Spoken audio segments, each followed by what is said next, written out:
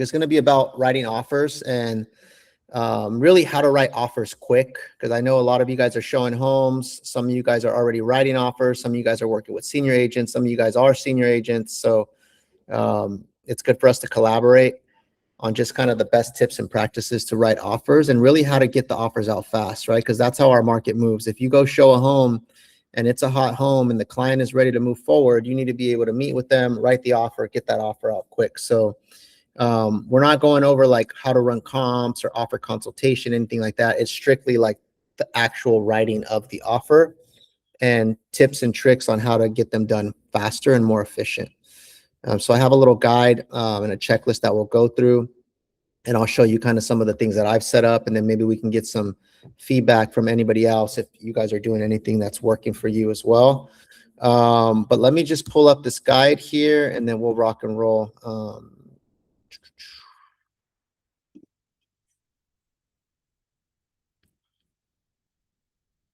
Okay, so I created a checklist and I'll share this with you guys because this will be helpful going forward, just on everything you guys need to write the offers quicker. Number one, guys, is just going to having the property pulled up from the MLS. Yeah, you can pull it up like on Zillow or Redfin and stuff like that, but the MLS is going to have all the details. So it's important that you have the MLS pulled up for that particular property. It's important that you confirm with the listing agent, like any of their info and any offer instructions. I think that's the part where sometimes we get in trouble, where let's say the listing agent wants you to submit the offer to a certain email or to a certain person or on a certain portal like Disclosures.io, but then we are emailing the offer to them directly, or we're emailing it to somebody else. So that can also slow you down because you're not following the instructions that the agent is giving you.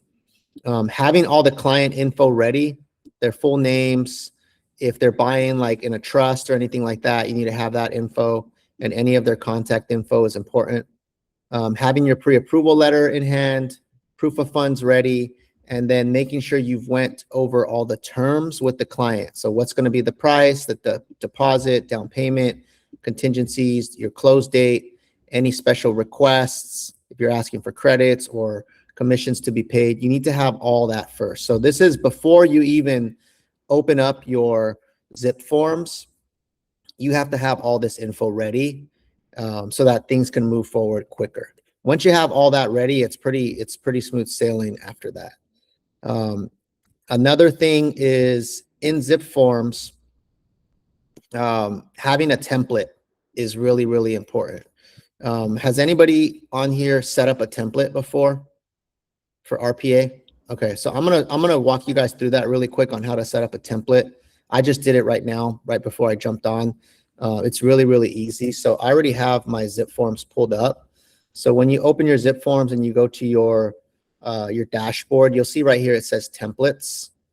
And when you click on templates, basically what you can do is you can create a new template. So if you create new, let's say for purchase offers, and then you can give it a title. So let's say this is Enrique RPA template version 1. Or let's say this is going to be for like, you want to create specific templates for like non-contingent offers or for FHA offers. You can get that detailed if you like. I like to just give myself a general template, and then from there I can always tweak the fields once I'm in there. So RPA template, I'll say this is version 1. It'll be a residential template, and then you can choose if you want it to auto apply. So do not automatically apply this to new transactions, meaning you'll have to manually pick the template, or automatically apply this template to purchase transactions. So I'm going to click apply. And then now I'll be able to save it and I can start my template. So I'll go into forms. I can pick the purchase contract here.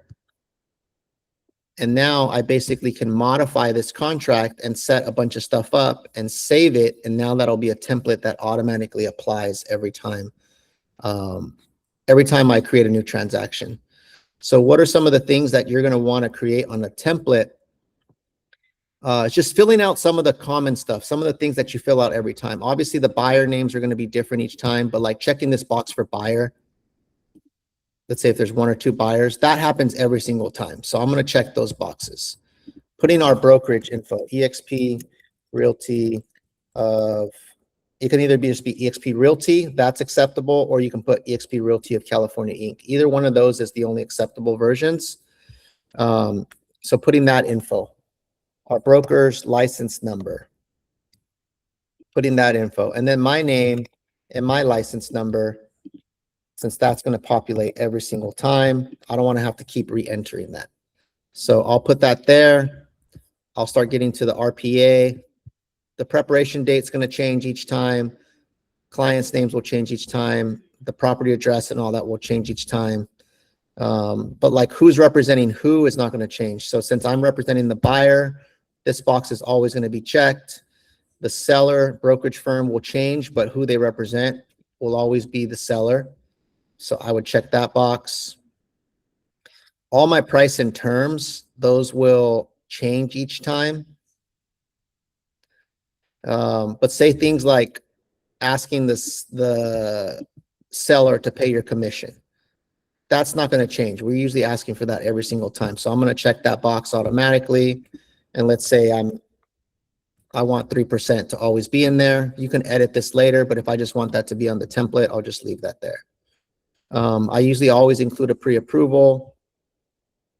My contingencies will always change depending on the particular deal. So I'm going to leave those blank. I'll leave a lot of this stuff blank because these are more specific terms for that particular deal. Stuff that we're asking for, like the stove, if there's a refrigerator, if there's a washer, if there's a dryer, dishwasher, microwave, I may want to just check these and then I can always uncheck them later on. But I just may want those to auto-populate in the template. Any like a video doorbell, if there's a Ring camera or something like that, check in that box. Electric car charging systems, sometimes those are there or not. I'm just going to leave that blank. Natural hazard zone disclosure is always paid by the seller, so I'm going to check that. And I'll put seller's choice here, depending on who they use. Title, escrow fees, and all that will change each time, depending on what county it's in. So I'm going to leave all those blank. Home warranty. I'm typically going to ask for a home warranty every single time. So I'm going to put seller. I might just put like $850 as a standard number, and I can always edit that. And then we usually use Fidelity National Home Warranty. So I'm going to just automatically have that saved in the template. Those are probably the most common things. Like everything else, little boxes that you check is going to be based off that unique deal. So I may not necessarily add anything on here. I'm just going to leave all that blank.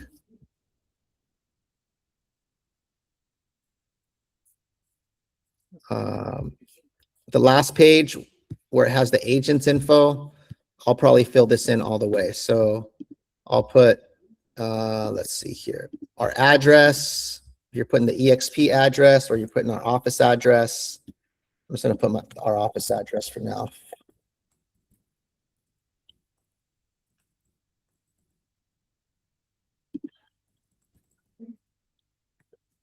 Since that will always be the same. My email is always going to be the same, so I'm going to leave that there.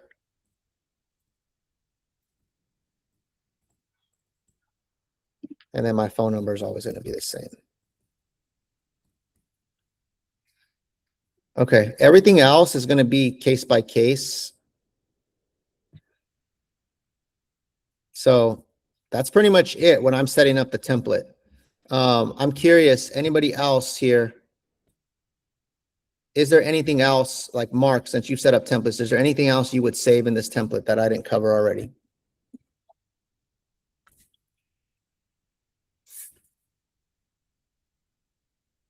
Or anybody else who's done templates before? Is there anything else that you think I missed for just like the standard stuff that should be on the template? How about the AVID? The AVID? Yeah, so the AVID would be a separate doc. I'm not necessarily including that here in my my purchase contract. This is just strictly the purchase contract. Oh, okay. But yeah, you should definitely do the Avid as a separate document. I'm more just focusing on, is there anything in our purchase contract template that we would add? Okay, so once this is all done, I set up my template, I just hit save, and now that template is saved. So now I go back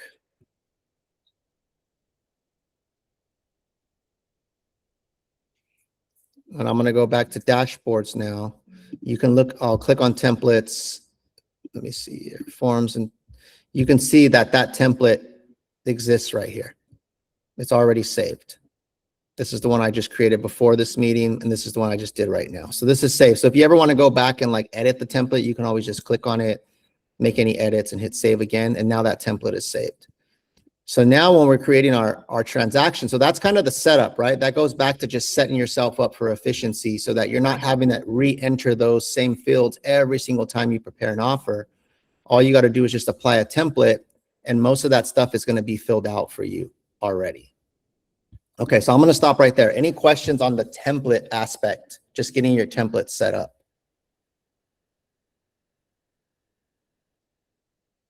Okay, cool.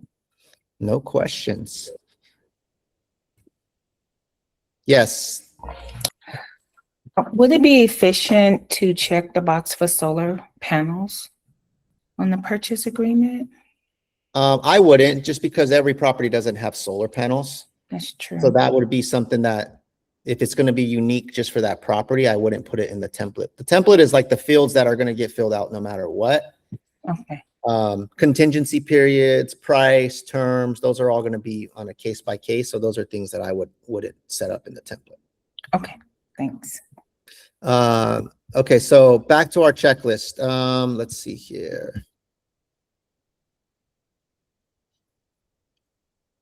Okay, so the setup in zipForms is what I went over. So you have your template loaded. You have your transaction folder. You have all the property data imported from MLS. So I'm going to show you how to do that right now. And your client info, depending if you're creating like a contact inside zipForms for your client, you can do that already. Any disclosures and advisories, those are already part of the RPA, the standard disclosures that come with it. So when you select RPA, it's going to give you those disclosures already. So you don't necessarily need to recreate that. So let's go back and show you how I'm going to write an offer. So first thing I do, like I'm using, let's see, today I'm going to use John's property as an example.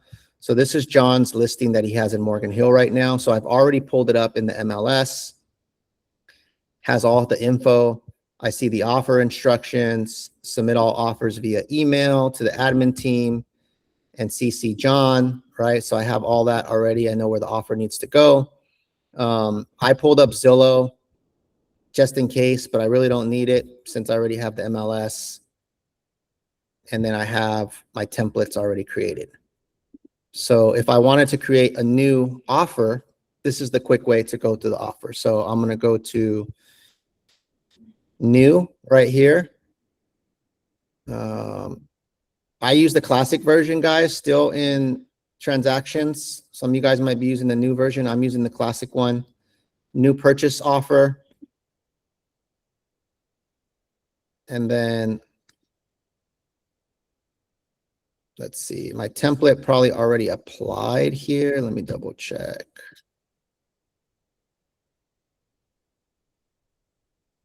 If it didn't automatically apply, if I didn't check that box, I can just apply it. So this is my template. It's already applied.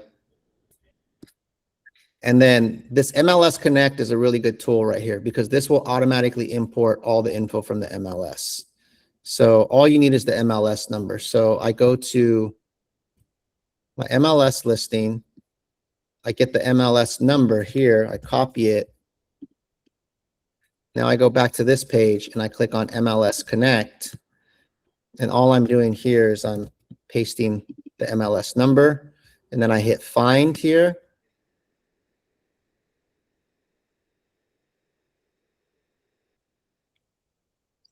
And now it pulled in the info from the MLS. So now I'm going to use this listing. I'll give it a title. So let's say this is going to be 17765. I put Calle Hermosa sample RPA. That's the name of my file. You can see the property address was already entered here. It's a residential listing. Once I click residential, it actually automatically applied the template. So now I hit save. That template's already applied and it already imported. You can see it imported all of this info from the listing. So I'm not having to go back and manually type in the address or anything like that. All I do is put the MLS number and just import that in. So now I go back to documents. I click on my purchase contract. And you'll see here, since it applied my template, it already, all those things that I set up in my template ahead of time are already applied. Broker name, license number, my license number. It filled in property address, APN number. It filled in the listing agent's info. It filled in a lot of the info. So now what I'm going to do now is I'm going to just kind of go through this and see what am I missing. So I'm missing my buyer's names. So I'm going to just make up some names. So John Doe and Sally Doe. That's in there. Since I already entered it there, it already populated that here as well. Date prepared, if you just double click this, it'll automatically put today's date. So now I already have the buyer's name, the date that I'm preparing this offer, all the address, everything's in there. The realtor info's in there. The only thing it didn't populate for some reason was his license number, but since I have the MLS, I'll just go back to the listing. I'll scroll down and find his license number here at the bottom. Copy that. Go back here, paste that there. And then now all I have to do is fill out my terms of my offer, right? So now we're going to go through that part of filling out our terms. So I'm just going to make some of these up on the fly, but let's say we're offering $1 million on this property. Oops, one more zero. It's a financed offer, close of escrow, 30 days or whatever you guys decide. Let's say you're doing a 21-day or 25 or whatever. 30 days, I'm just putting as a standard. Expiration of offer, you get to choose if you want the offer to expire sooner or by default, it's 3 days. I'm going to leave it as default. Unless you're trying to put pressure on the listing agent, you can always make that sooner. Initial deposit amount, default is 3 days. And we're going to put 3%, which would be $30,000. That's our initial deposit. And then loan amount, this is where I can put what my loan terms are going to be. So I'm going to assume they're getting, let's say, an 80% loan amount. So that would be $800,000. And it's automatically conventional unless you check something else. The interest rate and points and terms, that's up to you guys if you want to check those to like make your offer even more detailed. I usually don't check them, but it's up to you guys if you want to do that. It's a primary home. It shows the balance. This is the purchase price. That's what I'm filling out on page 1. Moving on to page 2. This is all from the template. My commission's already there, 3%. But let's say for this particular buyer, it was only going to be 2.5. I can just change that, or I can just leave it at 3, right? So you can always update those if you need to. If I'm asking for any credits or anything, let's say I'm asking for a $10,000 credit, I'll check this box, $10,000 credit for closing cost. I have my pre-approval already since I prepared that up front. I'm going to be attaching my down payment and closing cost, proof of funds, and my pre-approval, so I don't need to do anything there. All of these terms like verification of condition, which is your final walkthrough, I'm just leaving that standard. My contingencies. So this is now where you have to decide what your contingencies are going to be. So if I'm doing no loan or no appraisal, I'll just click these. And then I'll also want to have a removal of contingency. So I'll click this box and it'll populate that form. But let's say I was maybe doing like a 7-day loan, 7-day appraisal, and then investigation of property. This is all my inspections and stuff like that. 7 days. I can do something like that. Now, if you guys want to get specific on different contingency terms, like insurance, you need a certain amount of days for that. This is where you can start playing around with those. For the sake of this offer here, I'm just keeping it simple. 7-day loan, 7-day appraisal, 7-day investigation of property. But you can always get more detailed if there's certain terms that you're trying to put a contingency for. Time of possession. This means when does the buyer take over the property? If you leave it standard, this just means once they record. So once they close the deal and it's recorded with the county, that's when the keys get handed over. If the seller plans to stay in the property after close of escrow, like a rent back, or if there's tenants, then you can check some of these boxes and that'll populate additional forms for you to fill out. I'm not going to do that today. Any documents or whatever that you're waiting for from the seller, if they already gave you the full disclosure packet, then some of these might not apply because you have all those docs already. But let's say you didn't have full disclosures and you were missing stuff, then you can start putting dates in for when they need to provide those documents to you. Okay, I'm going to stop right there real quick, guys. Any questions so far on filling out this initial stuff on the contract?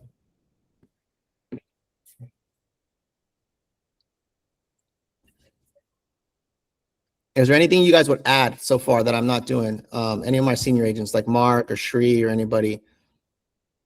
Anything you see I'm missing here?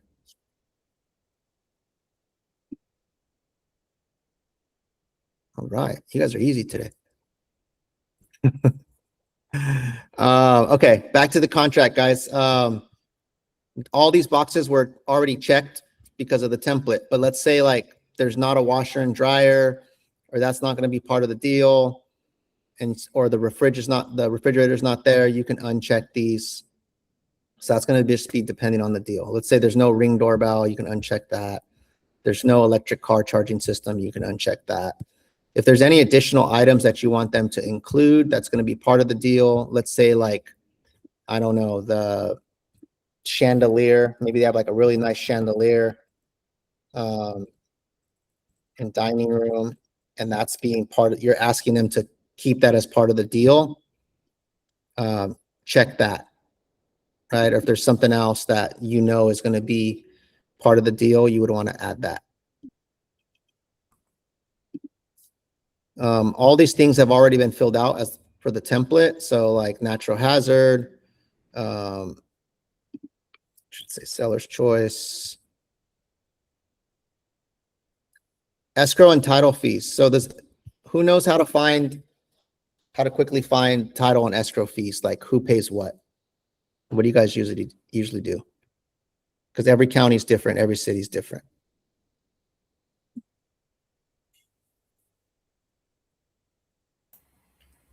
Guide to closing costs. Guide to closing costs, you just Google it? Yeah, I have it saved as a tab in here. Okay, perfect. So what you're going to want to do is if you go to like Google and you just put, I used to always say who pays what. And if I just Google who pays what, it pulls up this guide to closing costs, which is what Mark said. And there's all the title companies provide this sort of guide. And this is basically it. And you can save this on your desktop or save the link to it as a bookmark.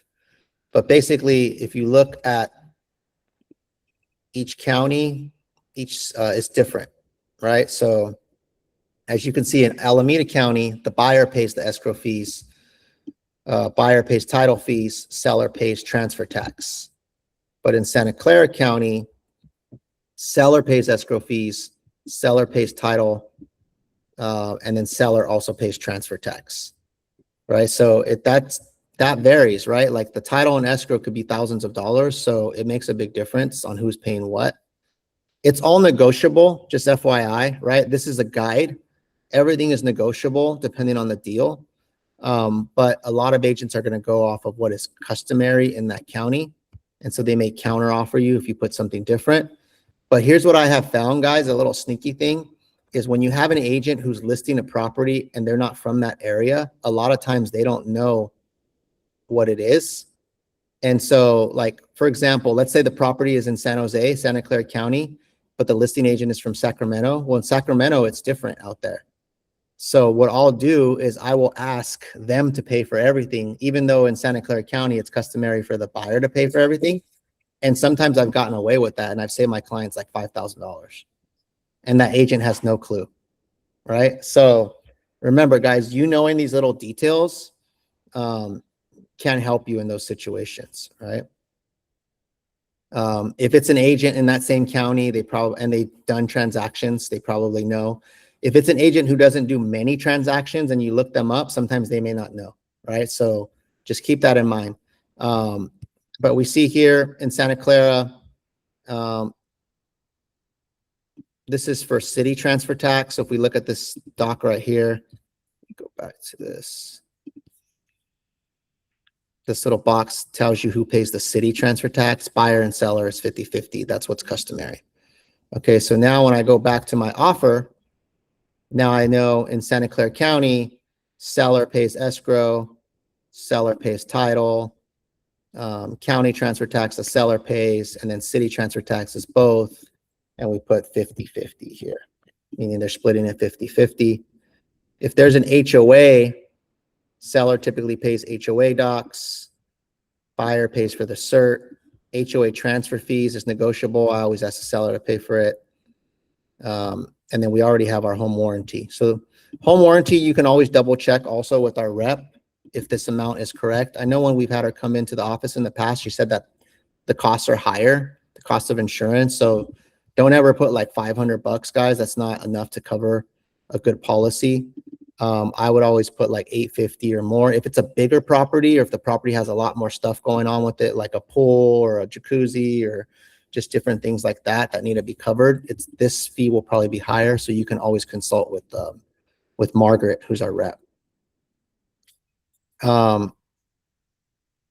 Since this offer I'm preparing is a standard offer, we're not asking for a rent back. We're not doing any other special addendums or anything like that. I don't really need to mess with any of these things. It's just a standard, straightforward offer for this example. So all this stuff is pretty much just your standard verbiage that's in the RPA. Don't really need to do anything there.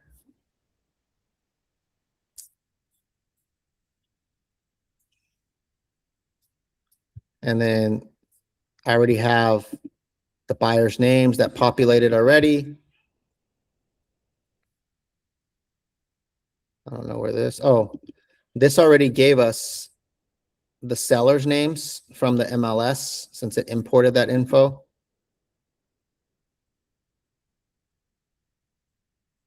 All my info is already populated here from the template. All of John's info is already populated here from the MLS. I may need to just fill in a couple of these things. Maybe his phone number, I could fill that in here.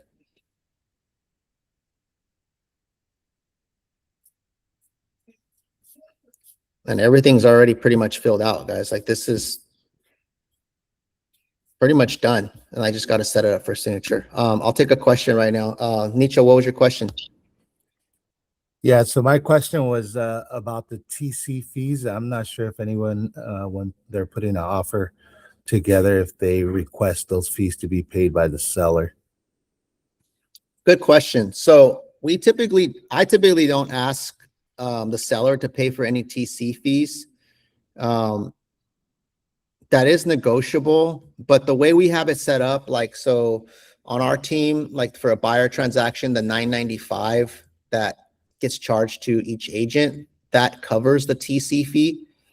That $9.95 basically helps pays the TC and then pays our admin team for all the coordination they do and marketing support. But if you want to go on top of that and ask the seller to pay some of that for you, I mean, basically all that's going to do is help offset some of those costs. So that is something you can do. It's completely negotiable. I just haven't done it a lot. You also got to think like, is it going to be one more thing you have to negotiate? So it really depends on the offer, right? If you're competing with a bunch of offers and you're asking them to pay for more stuff, then sometimes it may not work in your favor. But if there's no offers and like you have more leverage, then yeah, you can ask for more stuff. But like in this particular offer, I'm already asking the seller to pay for 10,000 towards closing costs. So then if I ask them to pay another TC fee, they may bark at that or they may want to counter offer that. So it's totally up to you. It's just, it really depends on the deal. Does that answer your question? Yeah, it does. Okay, perfect. Questions, guys, questions on this so far?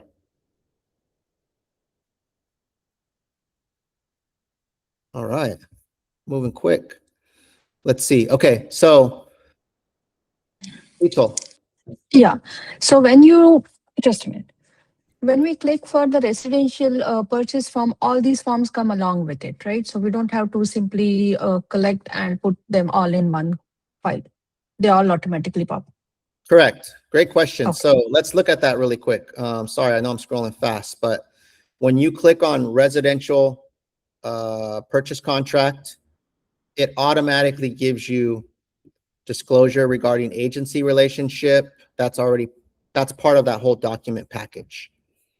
It automatically gives you the actual purchase agreement, and then it automatically will include the rest of those disclosures that are all standard disclosures that need to accompany the purchase contract. So you don't have to manually pull all those together. Let me see here. So fair housing and discrimination advisory, that automatically gets added. That's part of that bundle there. Homeowners insurance advisory automatically gets added. Wire fraud advisory automatically gets added. Investigation advisory automatically gets added. And those all come in that one document, California Residential Purchase Agreement. Great. Thank you. Tree, you had something?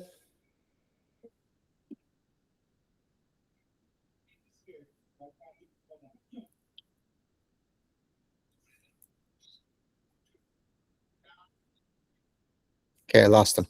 I think Shri had something, but he might have disconnected. Okay, so getting signatures. So I know, oh, Shri, you're back. Did you have something to add?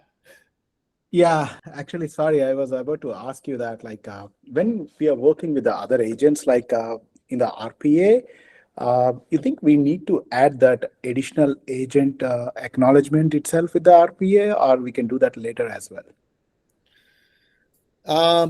Good question. So in the RPA, if you're working with another agent on the team, like a junior agent, or you guys are collaborating, you can add that. So let's go back to that. You can add that later too. Okay. As long as you mention that agent here. Yeah, so far we are doing that. Yeah. Yeah. So if you're mentioning that agent here, so let's say it's, me and you are working on this deal. So I'll put Shri, I put your info. That already lets them know that there's two agents. Okay. If you want to click this box over here, more than one agent from the same firm represents seller. No, that's not that one. No, these are for the seller. Like if there's more than one agent for the seller. Mm-hmm. I think on the top only, Enrique. Oh, right here. I'm sorry. Yeah. More than one agent from the same firm represents buyer, right? So if you click on that one, that's going to automatically populate this document. You see it just popped up here. Yeah. And then, this one you can fill out and you could present that with your offer. It's just one page, just basically letting them know, hey, it's Enrique and Shri.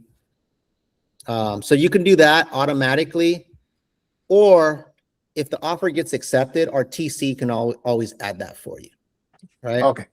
Yeah.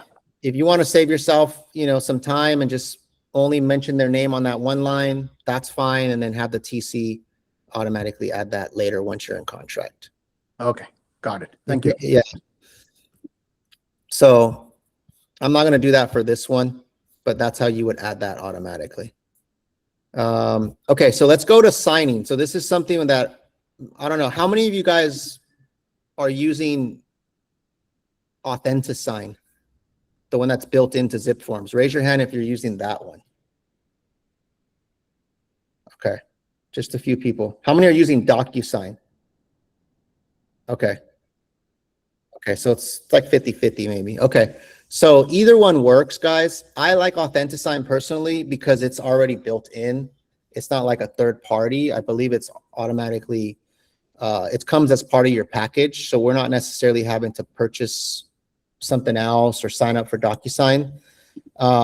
There are some limitations though. Authentisign is really just for the contracts and stuff like that. If you're going to use DocuSign for other stuff, like for your, like your buyer brokers, you could, if you're using the car form, you could do it. You can use anything actually. So let me correct me. If you could always upload that PDF to a file here, and you can still use Authentisign. It's really up to you.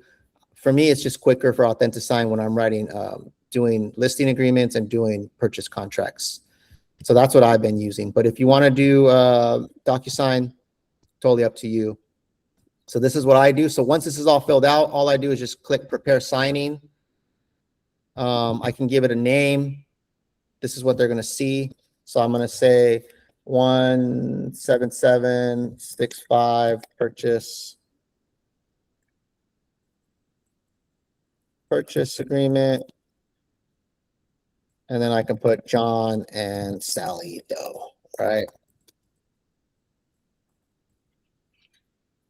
If you want a folder, your main folder, you want it to go to a certain folder, that's optional. So once I hit create,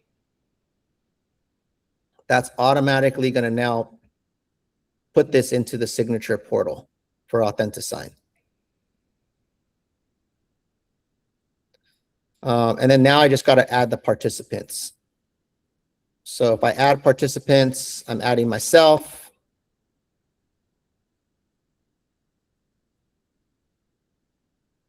I hit save.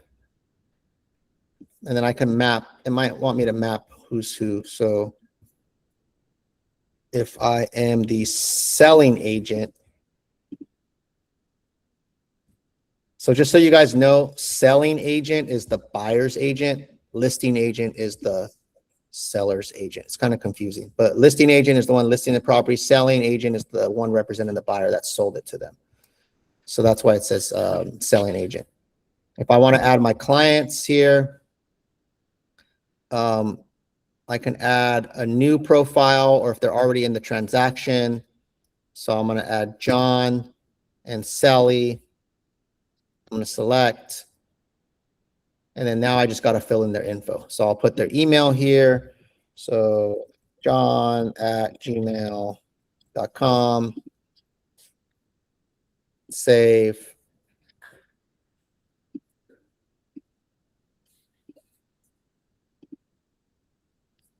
Okay. And then I'll put Sally. I'm just making up emails. Sally@gmail.com.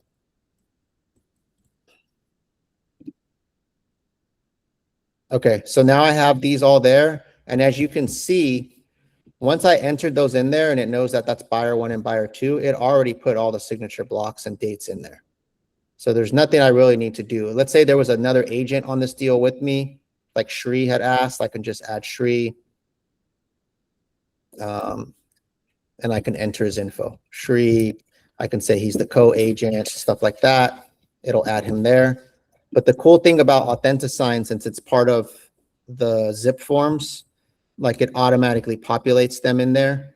Now I'm just going to go down and double check that everything's there. So I got the initials already there, initials there. I always want to just double check this stuff.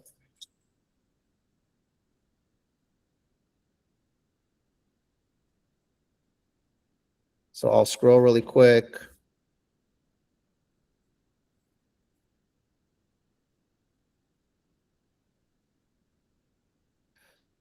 Because it is a computer. Sometimes there could be an error, but usually it's right. And then I'll make sure that Shri's box was here if he's signing this with me. So this looks good, guys. I mean, I'm pretty much scrolling fast. This is exactly what I do. I've done this so many times where I just know what to look out for. And so now it's ready to go. I'll just hit next. Oh, wait, let me go back to signers. If I wanted to change the signing order, I just click on signers.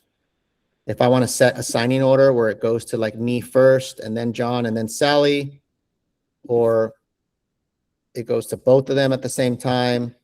So it goes to me first, then it goes to both of them. Or if I didn't care, it just goes to everybody, then I won't set a signing order. So this is where you can choose like what order the signatures go in, if you'd like. And then all I do is hit next.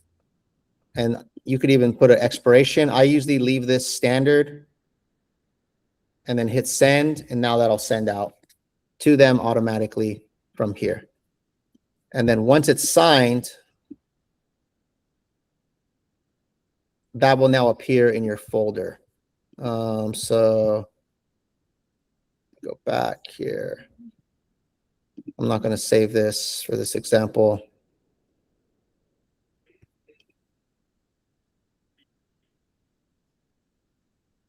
So this is my transaction that I'm in. So if you go to e-sign here, this is where it's going to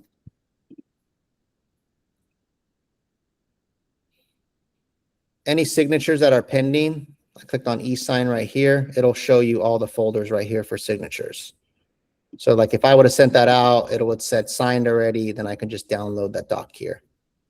Or I can go back to that and edit it.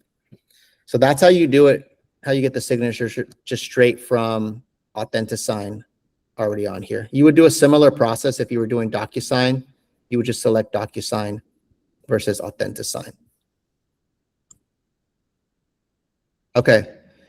Any questions so far? Okay, so the last part I'm going to go through is how I'm getting this over to the agent, right? To the listing agent. So I have my pre-approval. I got my contract already signed. I got everything ready to go. Now I need to present this to the listing agent. So number one is you're always going to want to go into the MLS and just double check the instructions, right? Because this is, like I said in the beginning, this is where agents mess up, is they don't follow instructions, and that causes frustration for the listing agent, and the listing agent is less likely to want to work with you if you don't follow instructions. So that's very, very, very important.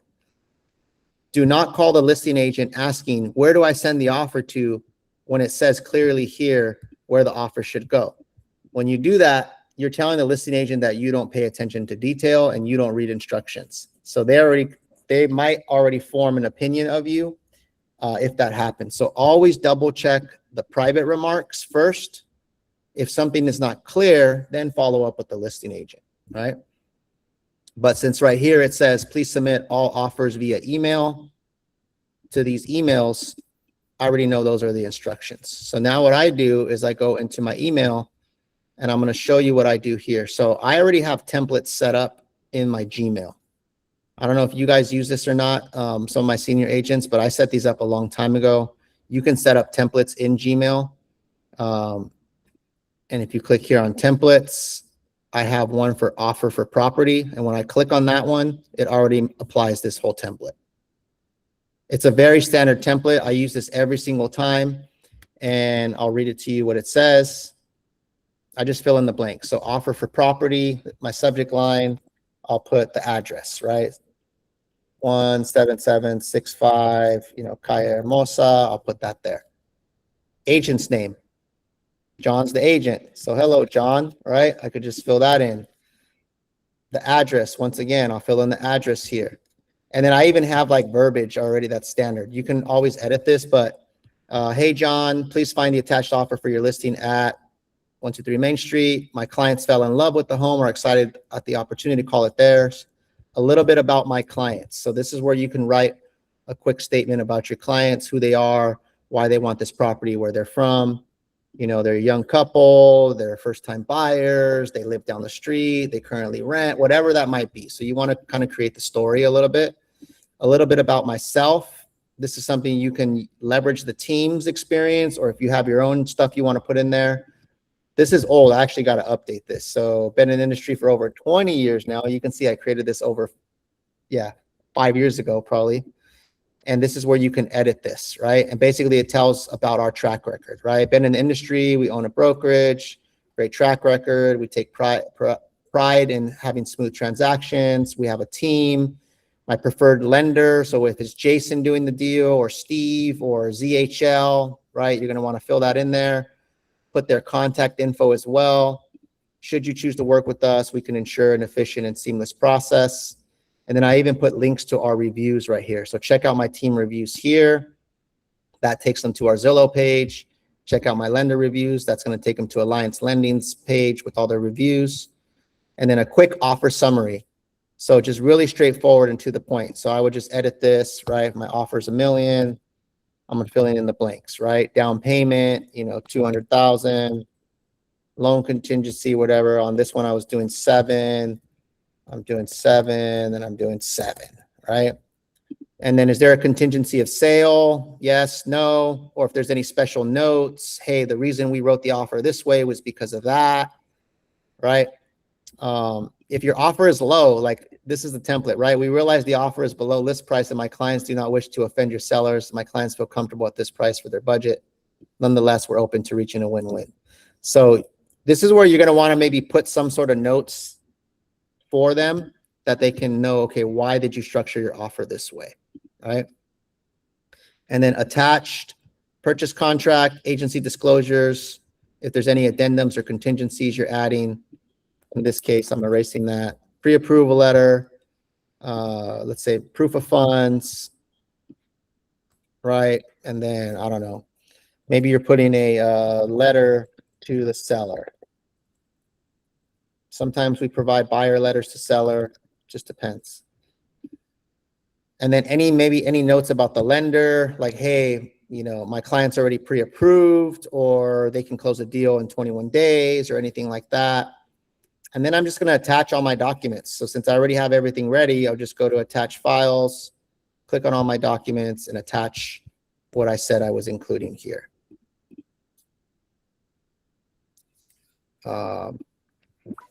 Double check everything, make sure it's all in there, hit send and send it out, and then follow up. All right, question. I have a quick question. Yes. If this might be kind of a dumb question, but if the client is pre-approved, do we still have to hit on loan contingency? Maybe it depends. That's something you're going to want to ask your lender. So pre-approved does not mean they've been underwritten already. Pre-approved means the lender probably ran their credit, they filled out an application, and based off that initial information, he says, okay, you're pre-approved. Underwritten means they've already submitted all their documents to the bank and the bank's already reviewed all the documents, right? So when you get pre-approved, you still have to get underwritten for the actual final approval. Now, the lender can tell you up front, like, hey, this is a pretty standard file. They got 800 credit scores. They have no debt. They have $1 million in the bank. They're well qualified. They're W-2 workers. They make plenty of income. It's not going to be any problem getting them approved. So go full head and you can remove the contingency, right? Or let's say they were self-employed. Their credit scores are not the best. They do have some stuff on their credit report. They have money in the bank, but they have limited down payment, and their income is, fluctuates because they're self-employed. So the lender may say, hey, they're pre-approved, but I don't feel comfortable having you go with no contingency because we still need to verify some of this information. So in that case, we want 7 days or 10 days for a loan contingency. So to answer your question, I'm giving you those examples. It really depends on the file, and it really depends how comfortable your lender is with having a contingency or not. Got it. Thank you. No problem. Same thing with appraisal, guys.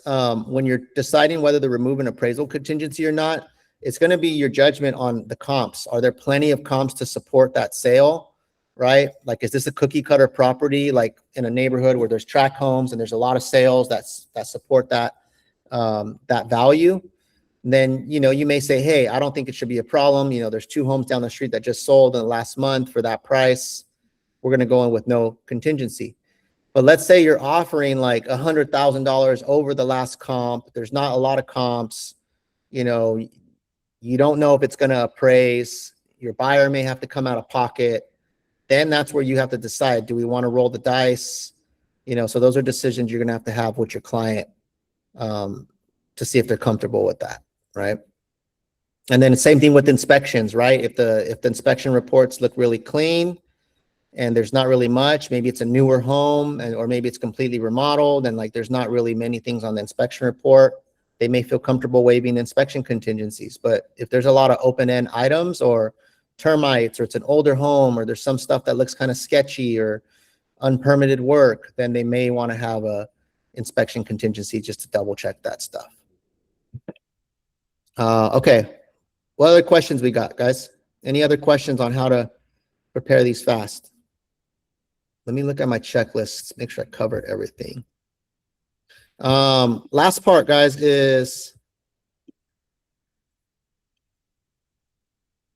once everything goes out, right? I gave you guys instructions on obviously how to prepare the stuff, how to send it out. But the key is really going to be that communication with the agent on the other side, right? So making sure you double check everything before you send it. Once it's sent, right, you have that email. You want to have a professional email going out. So I would use that template. I can send you guys that template if you guys need it, and you guys can create that email template in your Gmail. You're going to want to confirm that the agent received the offer. That's the other thing as well, is confirming that they received it. I can't tell you how many times I've seen like an offer get sent out and then later on you find out they never received your offer. Maybe it ended up in their spam box. Maybe it got lost. Maybe you typed in the wrong email address on accident. Maybe one of the letters was off. And here you are thinking that they got your offer and you're waiting for an answer and they never got your offer, right? And so you always want to ensure that offer was received and offer is in hand.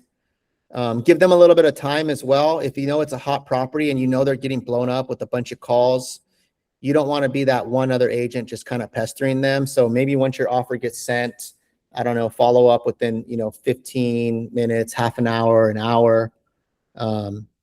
But don't expect you sent the offer and you call within 5 minutes. Hey, Mark, did you get my offer? And Mark's like, dude, I haven't even checked my email yet. Right? Like, patience, right? So a lot of times, guys, getting your offer accepted is about winning the relationship with the listing agent. That's the really, really important part, because the agent is already thinking, I'm going to have to go through an escrow with this agent. Are they easy to work with? Are they cool? Do they have a cool vibe? Are they friendly? Like if you're a jerk or condescending, or you're not really like just someone that's trying to work it out, your brownie points are lower and you're less likely to be picked if offers are equal, right? So let's say, for example, Mark submits an offer and Georgia submits an offer. Mark's being a jerk. He's not really paying attention to detail. His offer looks sloppy, but maybe his price is the same as Georgia's. But Georgia just wins me over with her personality, her charm. She's super cool. She's laid back. I can tell she's friendly. I can tell she really wants to make this work. She's diligent. I'm going to be pushing to work with Georgia, even if the offers were the same exact price and same exact terms, right? So winning that relationship is key, guys, to getting your offers accepted, assuming that you've prepared everything correctly and price and terms are within reason. But make sure you guys are sending those out, and then make sure you're also not sending in your offers blind, right? So before I send out any offer, I'm always having a conversation with the listing agent about what's it going to take, right? I'm not saying, hey, let's just submit an offer and hope we get countered, especially if it's a hot property.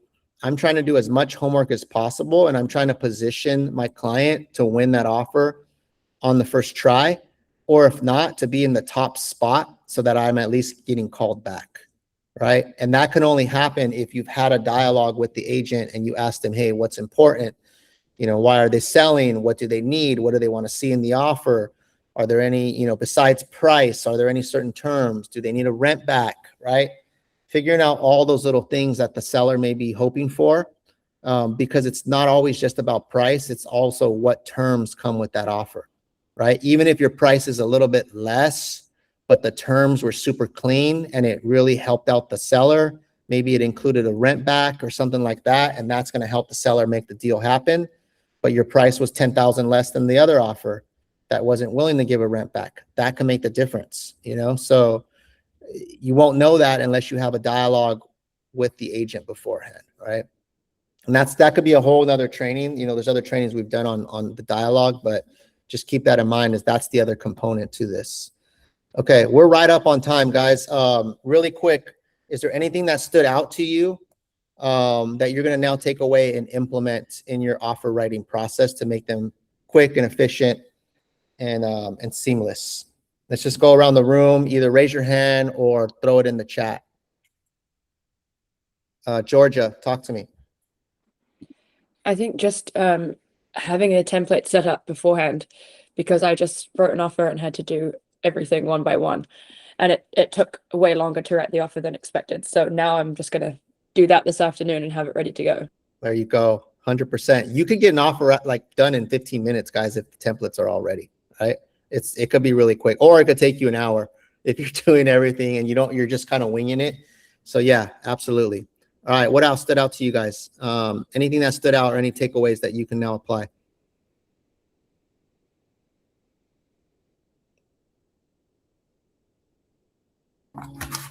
I would just say, just being efficient,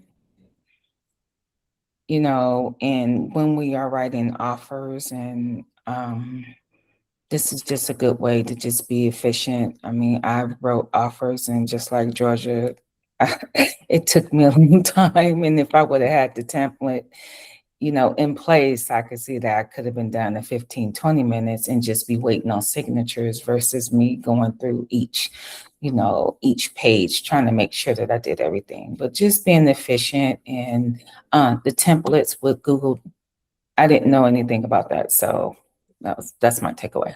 Okay. Excellent. Excellent. One last takeaway, and then we'll wrap this up. Anybody takeaway or something that you're doing, you're like, hey, this just confirms I'm on the right track? Or is there anything that stood out to you, or one little nugget that you'll take away today? Need one more example. For me, Authentisign, because once I had an issue with the DocuSign and I have to call Andrea, dude, I can't send the offer, fix the DocuSign. So now I think when I'm in that situation, I can actually use the Authentisign.